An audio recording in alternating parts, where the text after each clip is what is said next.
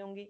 तो अब जब मैं बात करती हूँ मटेरियल बैलेंस की और स्टेडी स्टेट की, तो इसमें अगर स्टेडी स्टेट मटेरियल बैलेंस हम लेते हैं तो इसका मतलब ये है कि मटेरियल बैलेंस में मटेरियल यानी मास जो है वो सिस्टम में एंटर हो रहा है अ, और सिस्टम से आउट हो रहा है, यानी m is delta m change in mass जो हम ले रहे हैं is equal to m in is equal to m out, यानी जितना सिस्टम में मास एंटर हो रहा है उतना एग्जिट हो रहा है। ये तो बात होगी स्टेडी स्टेट की। अब अगर हम जब बात करते हैं अनस्टेडी स्टेट की मटेरियल बैलेंस का, इसका मतलब है कि मास एक्यूमुलेट हो रहा है विद इन द सिस्टम।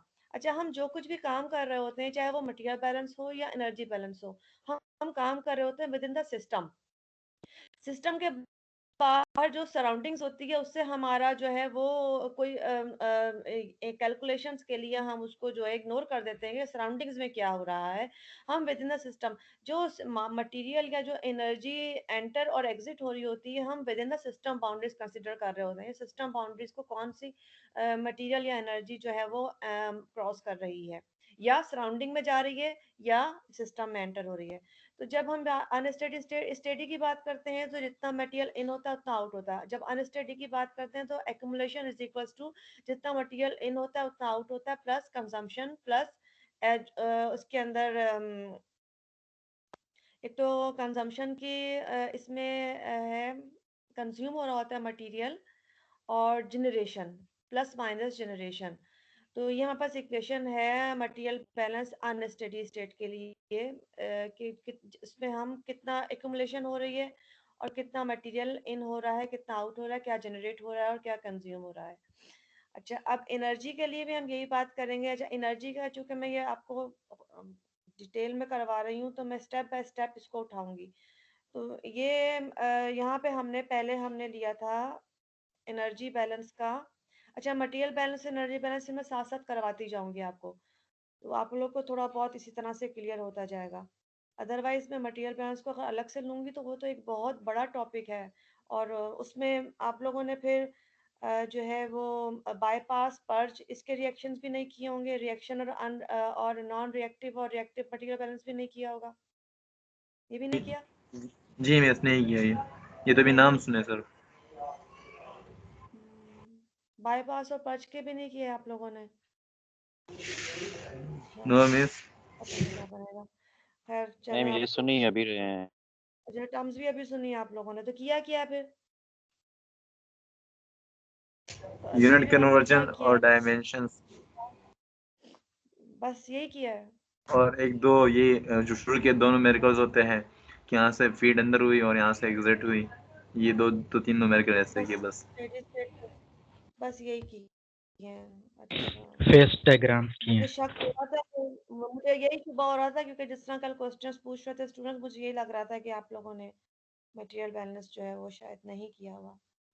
चलिए एनीवे मैं साथ साथ आप लोगों को बताती जाऊंगी। यहाँ पर मैंने आपसे लास्ट क्लास में हम पिछले लेक्चर्स में हमने जो है वो एनर्जी बैलेंस के लिए इक्वेशन हमने यहाँ पर हमारे पास आई थी, ये विद एक्यूमुलेशन है। तो जैसे मैंने आपसे कहा था कि स्टेडी और अनस्टेडी में डिफरेंस ये है कि एक्यूमुलेशन जो है वो अनस्टेडी स्टेट में हो रही होती है, और एक्यूमुलेशन जीरो जो है वो स्टेडी स्टेट में हो रही होती है। कोई मटेरियल या एनर्जी एक्यूमुलेट नहीं हो रही थी, स्टोर नहीं हो रही होती विद इन द सिस्टम। तो जब सिस्टम में एनर्जी, तो हमारे पास इक्वेशन जो है एनर्जी बैलेंस के लिए अनस्टेडी के लिए हमारे पास ये इक्वेशन दी हुई है। नीचे आप देखें इक्वेशन नंबर 22.2 दी हुई है अनस्टेडी स्टेट एनर्जी बैलेंस के लिए। यहाँ पे लिखा हुआ भी है, we can write the macroscopic energy balance for a closed unsteady state system for a given time interval in words as accumulation of energy within the system within the system boundary from T1 to T2 is equals to net transfer of energy into the system, यानी in energy and out energy, in minus out energy through the system boundaries from T1 to T2। ये तो words में है, तो अब हमने इसको जो है मैथमेटिकल फॉर्म में इसको हमने इस तरह लिख लिया, delta change in energy, change in energy उस वक्त होगी जब एक्यूमुलेट हो रही होगी। तो चेंज इन एनर्जी, अब सिस्टम में एनर्जीज कौन सी जो है वो सिस्टम में एनर्जीज होती हैं, इंटरनल एनर्जी, पोटेंशियल एनर्जी और काइनेटिक एनर्जी सिस्टम में होती हैं, और इसको हम डेल्टा ई से शो करते हैं। ये टोटल एनर्जी है। तो चेंज इन एनर्जी हम डेल्टा ई से शो करेंगे। यहाँ पर Q प्लस डब्ल्यू यानी मास एसोसिएटेड एनर्जीज जो हैं वो इन और आउट नहीं हो रही, तो जिसकी वजह से हमारे पास जो इक्वेशन आ रही है वो delta E is equal to Q plus W.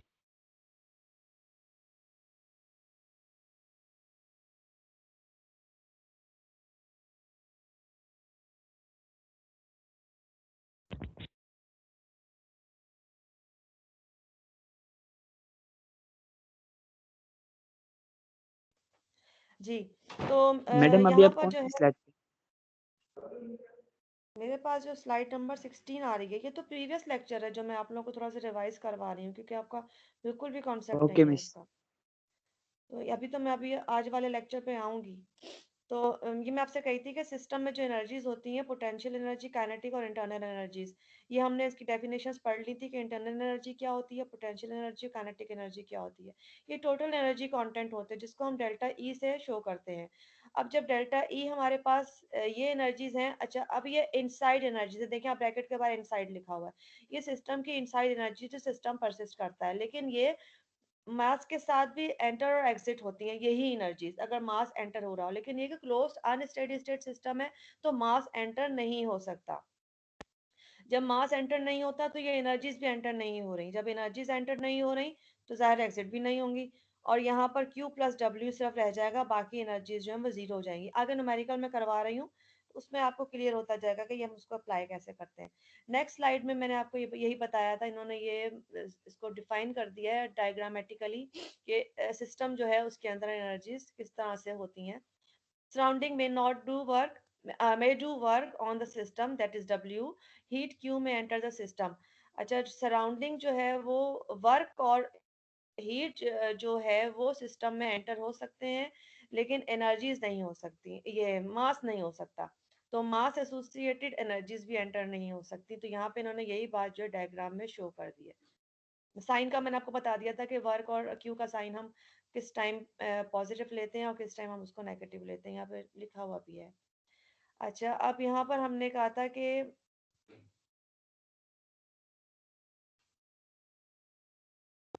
यही बात इन्होंने यहाँ पे cumulate also keep in mind that each term in the equation 22.2 represent the respective net cumulative amount of energy over the time interval from T1 to T2, not the respective energy per unit time.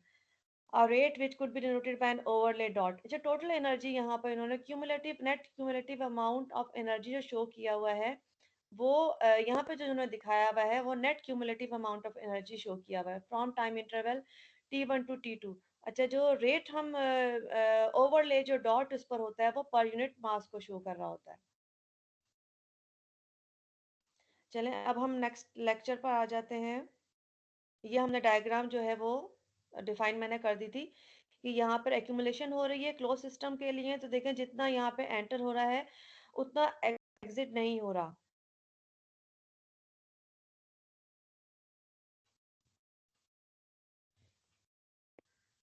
Miss हमारे पास slide show नहीं हो रही। आपके system में net में आपके problem होगा, सबको अगर ये प्रॉब्लम आ रही है तो फिर होना चाहिए। सबको आ रहा है मसला ये? मिस कौन सी स्लाइड पे हैं आप? हमारे पास 19 आ रही हमारे पास शो तो हो रही है पर मैम चेंज नहीं हो बेसिकली आपने सेटिंग चेंज की हुई है स्लाइड की, तो ऊपर से चेंज कर सकते हैं। ऊपर लिखा हुआ है 19 ऑफ 42, वहां से हाँ, मतलब 19 सेटिंग चेंज कर तो मैं सकते हैं। स्लाइड आ 19 रही स्लाइड है। पर हूँ, स्लाइड 19 पर यस हूँ। मैम 19 शो हो रही है, 19 शो हो रही है।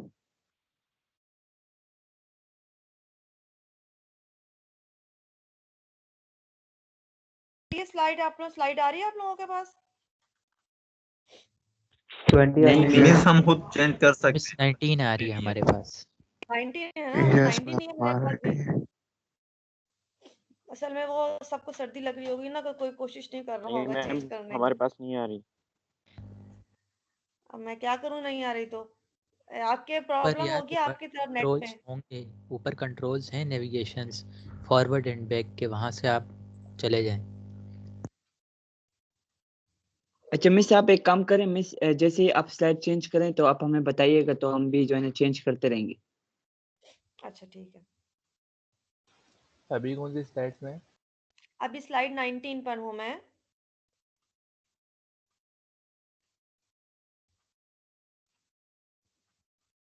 ओके मैम, मिली स्लाइड कंटिन्यू। आपको? ठीक है, 19 स्लाइड पे ये फिगर दी हुई है। इसमें क्लोज अनस्टेडी स्टेट की एग्जांपल दी हुई है जिसमें एनर्जी चेंजेस जो है वो शो किए हैं। ये हमने लास्ट टाइम डिस्कस कर ली है, सिर्फ मैं थोड़ा सा रिवाइज करवा रही हूँ आप लोगों को ताकि मैं आगे अगले टॉपिक पे जा सकूँ। तो यहाँ पर आप देख रहे हैं कि एक्यूमुलेशन शो कर रहा है क्योंकि ये अनस्टेडी क्लोज सिस्टम है। तो यहाँ पे जितना एंटर हो रहा है उतना एग्जिट नहीं हो रहा। वर्क डन की फॉर्म में एंटर हो रहा है, एक्यूमुलेट हो रही है एनर्जी सिस्टम बाउंड्रीज में।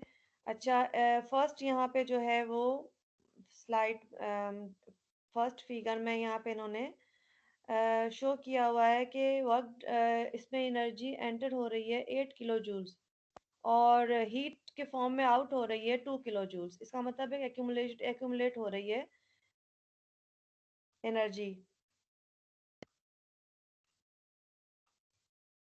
Heating water in a closed vessel में। सिमिलरली यहाँ पर अगली स्लाइड में भी यही इन्होंने शो किया हुआ है कि एनर्जी स्टोर हो रही है और वर्क एंटर हो रहा है और जो एनर्जी की फॉर्म में 5 किलो जूल जो है वो स्टोर हो रहा है।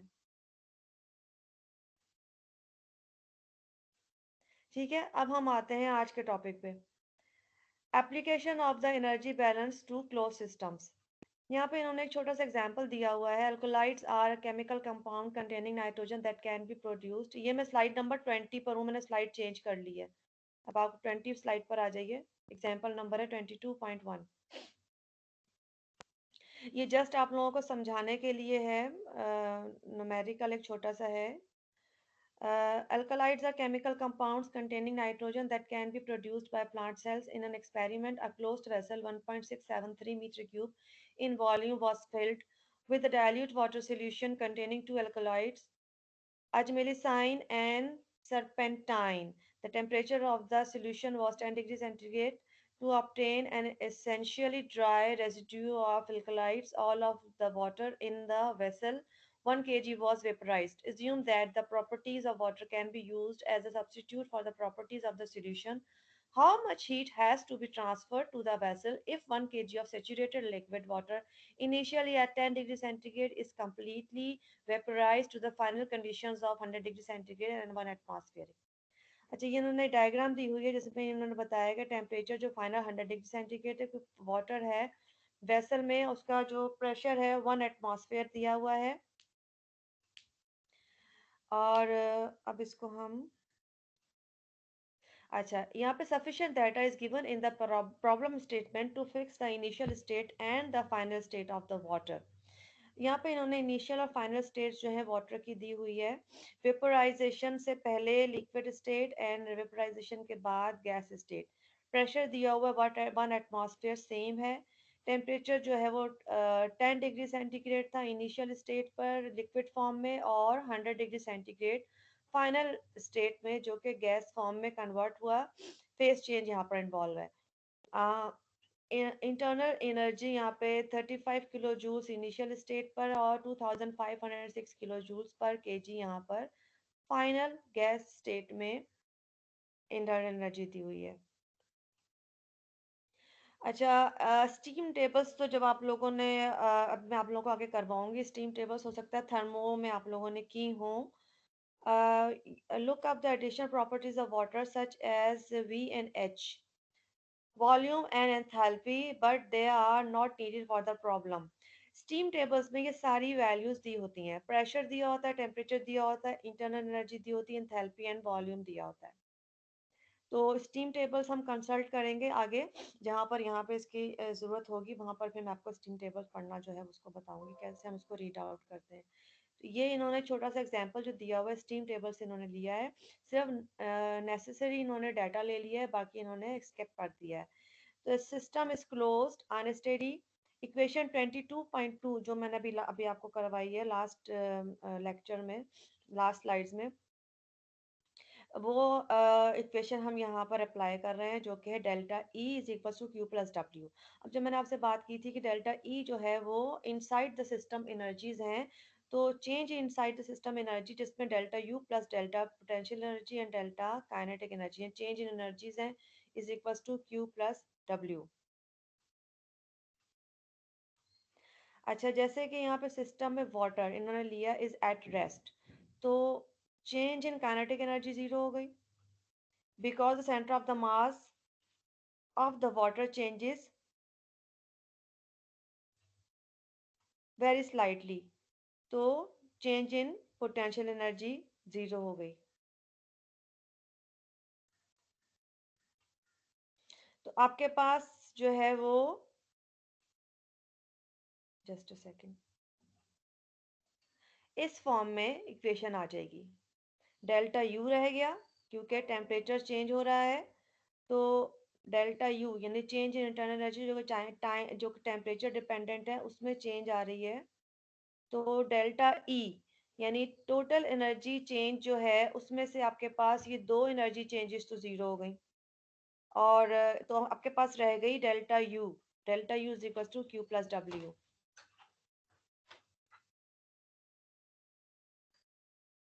तो ये मैंने स्लाइड 22 पर आ गई हूँ मैं। अब इसको हम सॉल्व करेंगे अगर इक्वेशन न्यूमेरिकल को, तो हमारे पास बेसिस ऑफ कैलकुलेशन हमने 1 kg ऑफ वाटर इवेपोरेटेड ये ले लिया है। Then Q is equals to delta U, Q is equals to delta U। अच्छा हाँ, वर्क डन भी तो जीरो हो रहा है, वर्क डन नहीं हो रहा तो वर्क डन भी जीरो है, तो W जीरो हो गया, तो आपके पास जो रह गई इक्वेशन वो Q is equals to delta U रह गई, या delta U is equals to Q रह गया। तो यहाँ पर हमने डेल्टा U को हमने इस फॉर्म में लिख सकते हैं U2 minus U1 final minus initial stage, और यहाँ पे जो वैल्यूज दी हुई हैं पर यूनिट मास में दी हुई हैं। मैम ये आपने डेल्टा यू के साथ एम क्यों लगाया है? मैं आपको वही तो बता रही हूँ, अभी सुन तो ले मेरी बात पूरी, मैं कह क्या रही हूँ।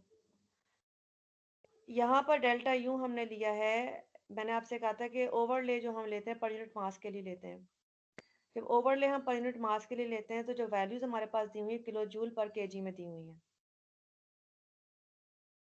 और एम हम लेते हैं टोटल मास, हम जब मल्टीप्लाई करेंगे तो हम टोटल मास के लिए कर रहे हैं।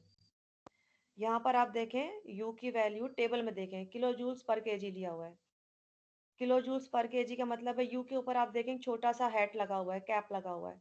ये मैंने लास्ट लेक्चर में भी करवाया था और कल की क्लास में बताया था कि जब यहाँ पे हमारे पास इन वेरिएबल्स के ऊपर कैप लगा होता है तो इसके मतलब होता है, अंडरस्टूड होता है कि ये पर यूनिट मास वैल्यूज हैं, और डॉट का मतलब होता है हम रेट ले रहे हैं, फ्लो रेट। जहाँ पे डॉट आ जाएगा इसके ऊपर, अगर जैसे क्यू के ऊपर डॉट आ रहा है या मास के ऊपर एम के ऊपर डॉट आ रहा है तो मास फ्लो रेट है, और क्यू पे अगर आ रहा है तो क्यू हीट फ्लो रेट है। तो जहाँ पे डॉट आ रहा है वो फ्लो रेट होता है, और जहाँ पे ये ओवरले या कैरेट आ रहा है या कैप आ रहा है उसको हम पर यूनिट मास लेते हैं। इसको आप अच्छी तरह से रट लें, याद कर लें, क्योंकि ये आगे सब इस्तेमाल होगा, बार बार यूज होगा। तो अब अगर एडिशनल प्रॉपर्टीज ऑफ वाटर जैसे इसमें वी के ऊपर इन्होंने ओवरले या कैरेट या कैप लिया हुआ है, तो इसका मतलब है कि ये पर यूनिट मास है। अब इसी तरह से यहाँ पे इंटरनल एनर्जी के ऊपर कैरेट है तो ये पर यूनिट मास है। अब यहाँ पर हमने जो m से मल्टीप्लाई किया हुआ है इसका मतलब है ये पर यूनिट मास को हम टोटल मास के लिए ले रहे हैं। तो यहाँ पर 1 kg वाटर के लिए हम कैलकुलेशंस कर रहे हैं, क्योंकि हमने यहाँ पे देखें basis of calculation 1 kg water लिया हुआ है, तो 1 kg वाटर के लिए kg तो पर यूनिट मास हम ले रहे हैं। एक सेकंड, ये अगली स्लाइड आ गई है।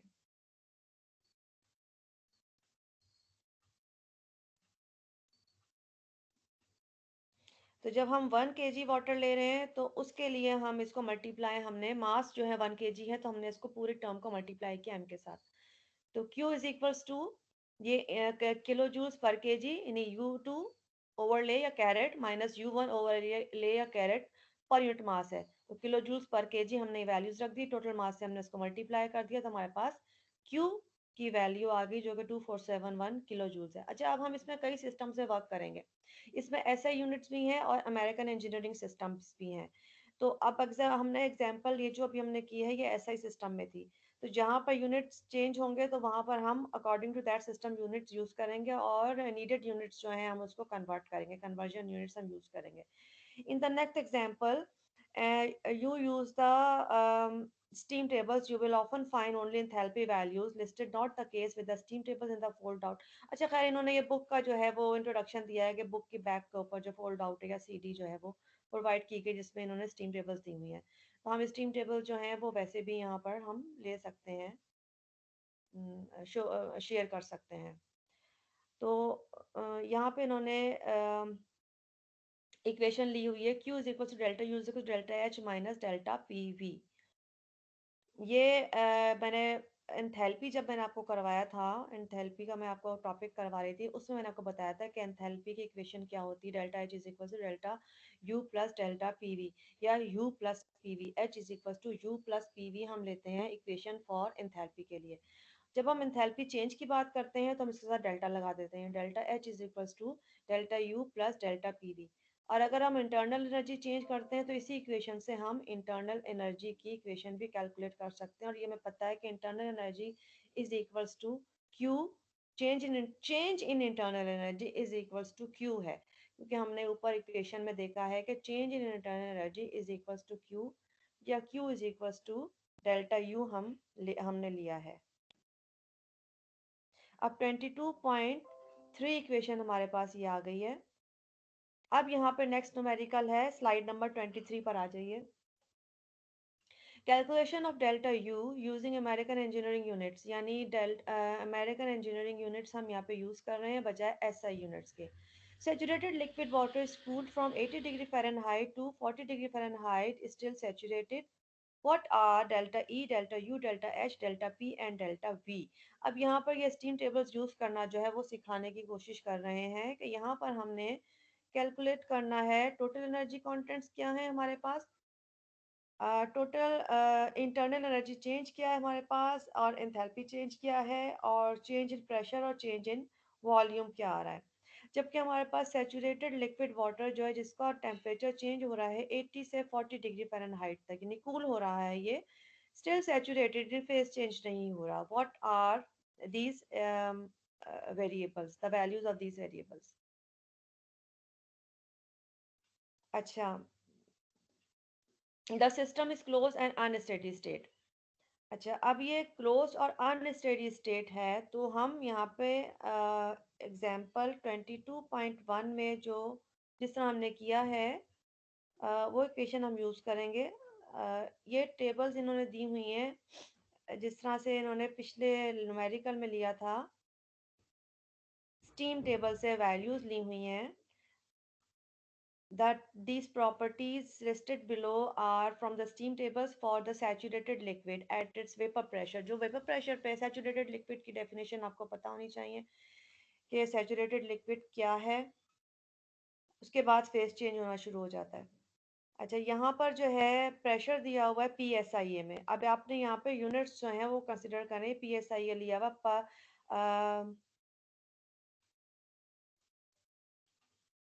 पर square inches atmospheric, pounds per square inches, pounds per square inches atmospheric. Initial condition दी हुई है, फाइनल कंडीशन दी हुई है. सिमिलरली यहाँ पे वॉल्यूम जो है वो लिया हुआ है फुट क्यूब पर पाउंड में, स्पेसिफिक वॉल्यूम है, और H जो लिया हुआ है BTU पर पाउंड में लिया हुआ है.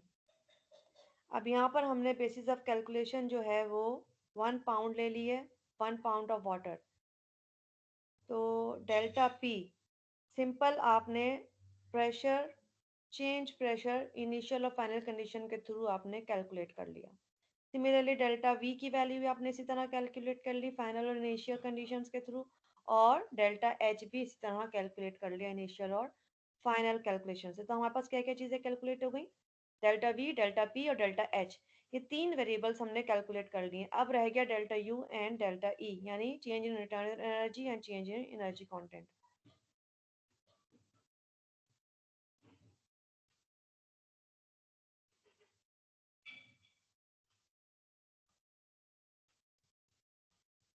स्लाइड नंबर 24 पर आ जाए.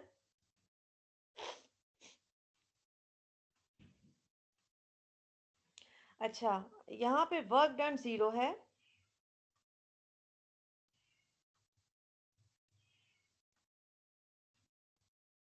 क्लोज्ड और अनस्टेडी स्टेट सिस्टम है, कोई वर्क डन यहाँ पे हमें नजर नहीं आ रहा, जस्ट यहाँ पे टेम्परेचर चेंज हो रहा है।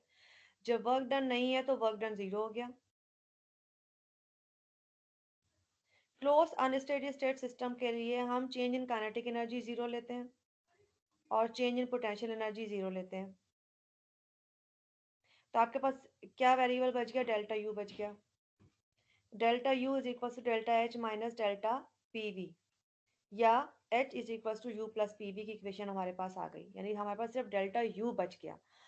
इंटरनल एनर्जी, जैसे मैंने लास्ट में बार बार रिपीट करती हूँ ताकि ये आपको मेमोराइज हो जाए, internal energy inside the system हम Suzy लिखते miss, हैं। जी, मिस ये डेल्टा वो सॉरी डेल्टा के पोटेंशियल एनर्जी और काइनेटिक एनर्जी क्यों जीरो हुई एक और दफा रिपीट कर दें प्रेशर एनर्जी नहीं है, पोटेंशियल एनर्जी है। मिस। हाँ यस मिस, काइनेटिक और पोटेंशियल दोनों जीरो हो गए ना मिस, क्यों हुई ये बता दें। यहाँ पे आपको क्या नजर आ रहा है? काइनेटिक एनर्जी या पोटेंशियल एनर्जी में कोई चेंज आ रही है? No miss. कोई ऐसा प्रोसेस या कोई ऐसा यहाँ पे दिखाया गया है प्रोसीजर जिसमें पोटेंशियल या काइनेटिक एनर्जी में चेंज आ सकती है? नहीं है। No miss. पोटेंशियल और काइनेटिक एनर्जी में चेंज जब उस वक्त आएगी जब जहाँ पर एनर्जी इन और एनर्जी आउट, यानी मास के साथ एनर्जी एंटर हो रही है और मास के साथ एनर्जी जो है वो एग्जिट रही है। तो यहाँ पे कोई ऐसा प्रोसेस हो रहा है। अच्छा, एक चीज ये है, दूसरी चीज ये है कि यहाँ पर पिछली स्लाइड्स आप खोलिएगा, उसमें आप वहां पे लिखा होगा कि जो पहली इक्वेशन थी, मैंने शुरू में ही बताया था, मास बैलेंस की इक्वेशन थी और उसके नीचे एनर्जी बैलेंस की इक्वेशन थी, वर्डिंग्स में भी थी, फिर उसके बाद मैथमेटिकली थी। वहां पे इन्होंने यही बताया हुआ था कि अनस्टेडी स्टेट क्लोज सिस्टम के लिए काइनेटिक एनर्जी चेंज और पोटेंशियल एनर्जी चेंज जो है वो 0 लेते हैं। क्यों लेते हैं? इसलिए लेते हैं कि हमारे पास फ्लूइड जो है वो रेस्ट पर है, तो काइनेटिक एनर्जी चेंज 0 आ रही है।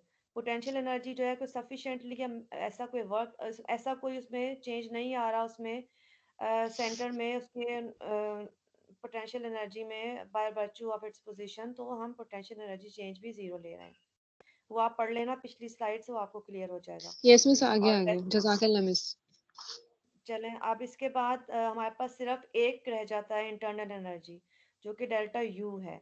यानी इनसाइड सिस्टम में जो एनर्जीज कंसिस्ट करता है सिस्टम, उसमें 2 तो 0 हो गई, तो एक ही रह गई डेल्टा यू। और हमें ये मालूम है कि डेल्टा यू हम कैसे कैलकुलेट कर सकते हैं। डेल्टा यू कैलकुलेट करने के लिए हमारे पास एंथैल्पी की इक्वेशन मौजूद है। एंथैल्पी की H is equal to U plus P V है, तो हम उसकी हेल्प से हम इसको हम कैलकुलेट कर रहे हैं। तो delta U is equal to delta H minus delta P V. तो डेल्टा पीवी हमें मालूम है कि ये डेल्टा पीवी को हम कैसे लिख सकते हैं इनिशियल और फाइनल कंडीशंस के थ्रू। Delta PV is equal to P two minus P1 V1। अब यहाँ पर हमारे पास डेल्टा पीवी को हम कैलकुलेट कर रहे हैं पहले। तो डेल्टा पीवी को हमने यहाँ पे कैलकुलेट किया, तो ये इनिशियल स्टेट, यहाँ पर आप देखें कन्वर्जन यूनिट्स इन्वॉल्व हैं। कन्वर्जन यूनिट किस तरह से इन्वॉल्व है कि ये जो पाउंड है, क्योंकि हम अमेरिकन इंजीनियरिंग सिस्टम कंसिडर कर रहे हैं, अमेरिकन इंजीनियरिंग सिस्टम में फोर्स और मास के लिए हम अलग अलग यूनिट्स यूज करते हैं। जैसे फोर्स को हम पाउंड फोर्स में शो करते हैं और मास को हम पाउंड मास में शो करते हैं। ये अमेरिकन इंजीनियरिंग सिस्टम ही में सिर्फ है, बाकी सिस्टम्स में नहीं है। तो जब हम यहाँ पर अमेरिकन इंजीनियरिंग सिस्टम यूज कर रहे हैं, तो हमने यहाँ पे जो आपके पास यूनिट्स आए हुए हैं यहाँ पे पाउंड पर स्क्वायर इंच, एक्चुअल ये अमेरिकन इंजीनियरिंग सिस्टम में पाउंड फोर्स पर स्क्वायर इंच है। तो यहाँ पे हमने इसको पाउंड फोर्स पर स्क्वायर इंच यहाँ पे ले लिया। अब जब हमने नेक्स्ट हमने देखा, तो ये फुट क्यूब पर पाउंड में है, यानी वहां पर इंचेस में दिया हुआ है और यहाँ पे फुट क्यूब में दिया हुआ है, तो हम इसको फुट में ले जाएंगे। जो फुट में हम लेकर गए हैं, तो हमने इसको इंचेस को कन्वर्ट किया है फुट में। तो यहाँ पे हमने कन्वर्जन यूनिट लगाया, 144 इंचेस स्क्वायर में 1 फुट स्क्वायर में 144 इंचेस स्क्वायर होते हैं। क्योंकि 1 फुट में 12 इंचेस होते हैं, तो 1 फुट स्क्वायर में 144 इंचेस होंगे, तो 1 foot square is equal to 144 inches square. Similarly यहाँ पर जो है वो V2 की भी इन्होंने इसी तरह से कन्वर्जन की हुई है, पाउंड मास में लिया हुआ है यहाँ पर। ये देखें आप, ये पाउंड लिया हुआ है V, तो ये एक्चुअल अमेरिकन इंजीनियरिंग सिस्टम में पाउंड मास है, तो यहाँ पे इन्होंने पाउंड मास में ले लिया वैल्यू। जब पाउंड मास में लिया है तो हम यहाँ पर कन्वर्जन यूनिट अप्लाई कर रहे हैं जिसमें पाउंड फोर्स है, जिसको हम कन्वर्ट कर रहे हैं BTU में, क्योंकि हमें चाहिए U। डेल्टा यू क्या है, जूल्स और किलो जूल्स में आती है इसकी वैल्यूज, लेकिन हम अमेरिकन इंजीनियरिंग सिस्टम में हमारे पास ये BTU में आना चाहिए। तो BTU में कन्वर्ट करने के लिए हमने यह कन्वर्जन यूनिट अप्लाई किया, 1 BTU is equal to 778 foot pound force. तो पाउंड फोर्स से पाउंड फोर्स कैंसिल आउट हो गई, ये आपको कन्वर्ट यूनिट्स आप लोगों ने किए हुए हैं, ये जस्ट मैंने आपको एक्सप्लेन कर दिया है कि ये कैसे सॉल्व हुआ है। तो यहाँ पर आपने कन्वर्जन यूनिट्स अप्लाई करने के बाद कैंसिल आउट की टर्म्स, और आपके पास लास्ट में बच गया सिर्फ BTU, जो कि ब्रिटिश थर्मल यूनिट है, और किलो जूल्स की बजाय या जूल्स की बजाय हम BTU लेते हैं अमेरिकन इंजीनियरिंग सिस्टम में। तो ये डेल्टा यू आपने यहाँ पर कैलकुलेट कर लिया। अब यहाँ पे सॉरी डेल्टा यू नहीं, आपने यहाँ पर डेल्टा पी भी आपने जो है वो कैलकुलेट कर लिया है। और ये इक्वेशन है, इसमें हमने वैल्यू इसकी अप्लाई कर दी है।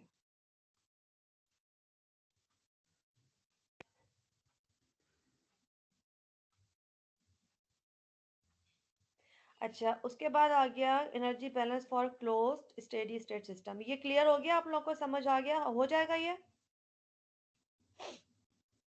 मिस ये तो डेल्टा पी भी निकला था ना, तो फिर आगे तो ये ये क्या अप्लाई किया है ना, आप देखें ना इक्वेशन में नीचे delta U is equal to delta H, ये कैलकुलेट किया है ना, इसको कैलकुलेट करो।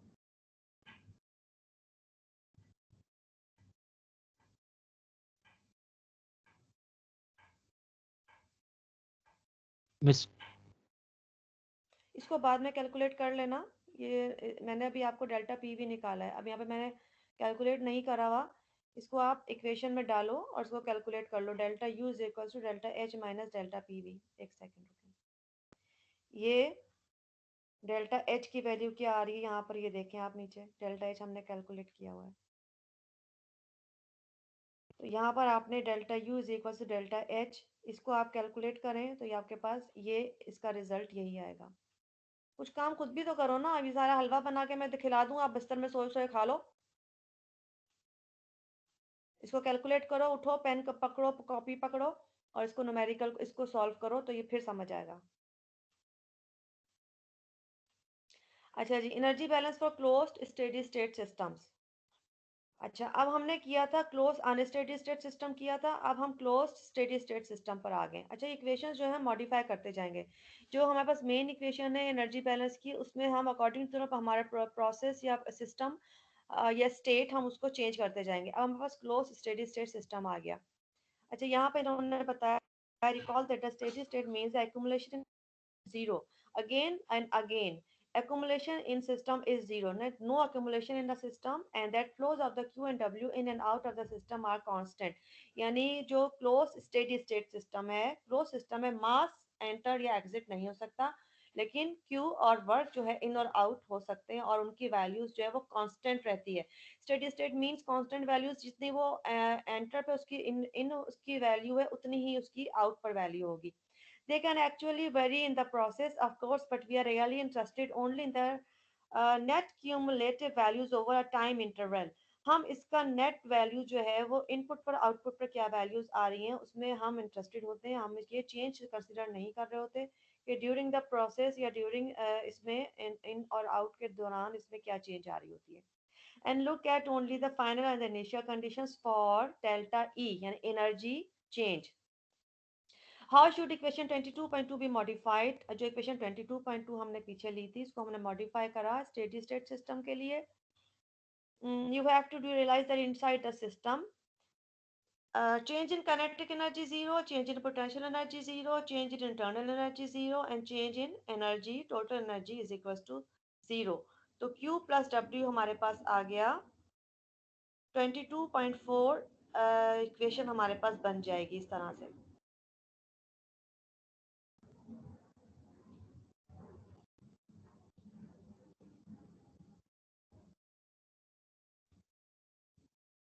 मेरे ख्याल से मैं इसको यहीं पे छोड़ती हूँ इस वक्त, क्योंकि आपके दिमाग में खिचड़ी पक जाएगी।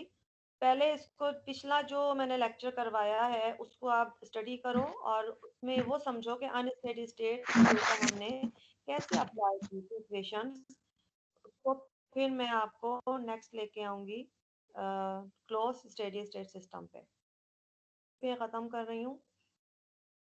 Okay miss, thank you miss. Okay miss. कितना अच्छा लगा ना क्लास खत्म हो रही है। यस चले मिस, ठीक अच्छी है, फीलिंग आती है। मैं अटेंडेंस ले सिस्टम को हम नेक्स्ट क्लास पे के लिए रखते हैं। Okay ma'am. ये मैंने अटेंडेंस आप लोगों की। कोई और क्वेश्चन अगर है पूछना चाहें तो पूछ लें, अगर पढ़ के आप कल पूछ लें तो आई मीन नेक्स्ट वीक जो है इसको स्टडी करके इसमें कुछ समझ में नहीं आ रहा तो आप फिर नेक्स्ट वीक पूछना, जिसकी मुझे उम्मीद कम है। ठीक है, ओके, अल्लाह हाफिज। अल्लाह हाफिज मैम।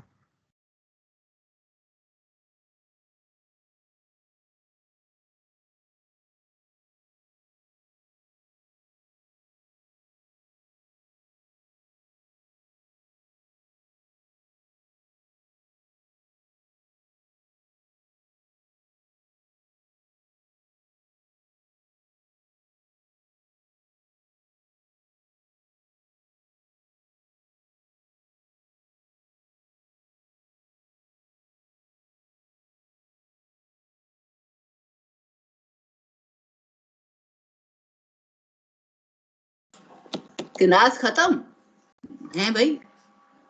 नहीं चल रही है मिस, नेपाल गई हैं, आती होंगी। पक्का नेपाल से कोई वापस नहीं आता? यार रिकॉर्डिंग फिर ऑन छोड़ गए हैं। सब नीट करो तभी रिकॉर्डिंग बंद होती है फिर।